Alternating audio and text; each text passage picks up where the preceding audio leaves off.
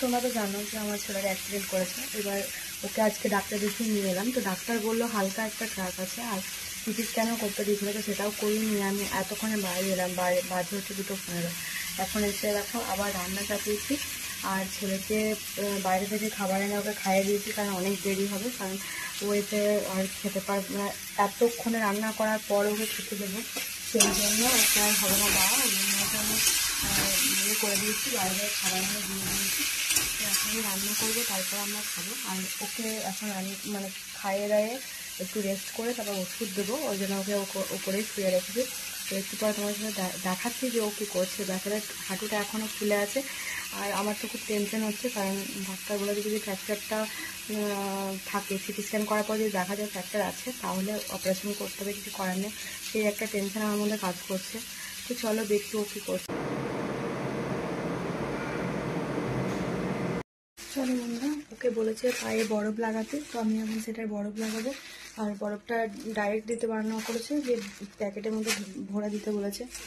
আর চলো এখন ওকে বরফটা দিয়ে আসি, ও নিজে নিজে লাগাক।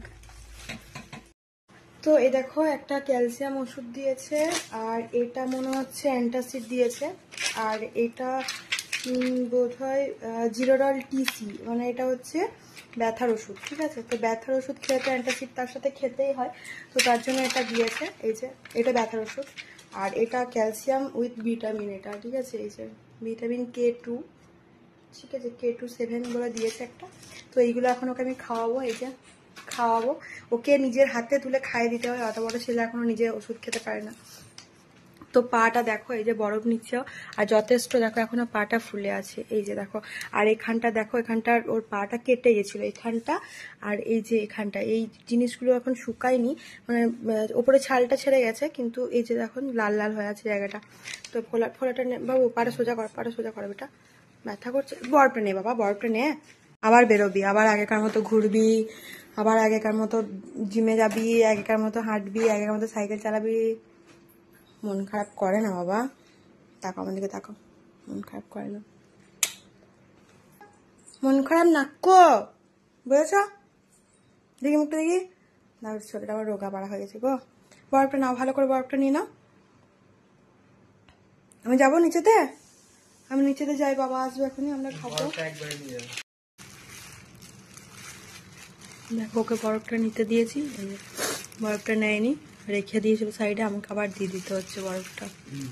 দেখো পাটা এখনো যথেষ্ট ফুলে আছে, দেখেছো কত ফুলে আছে। তো ডাক্তার আজকে দেখালাম, ডাক্তার সিটি স্ক্যান তো করতে বললো, সিটি স্ক্যান করলাম। এবার বললো যদি ফ্র্যাকচার, মানে এমনি এক্সরেতে হালকা ফ্র্যাকচার দেখা যাচ্ছে, বোঝা যাচ্ছে, বললো সিটি স্ক্যানেও যদি ওই মানে ফ্র্যাকচারটা বোঝা যায়, তাহলে কিন্তু অপারেশন করতে হতে পারে।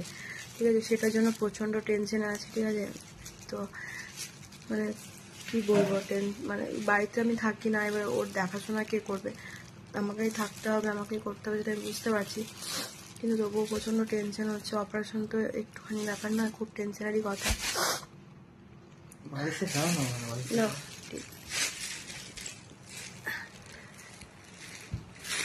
দেখো পাটা এখনো প্রচণ্ড ফুলে আছে, ঠিক আছে।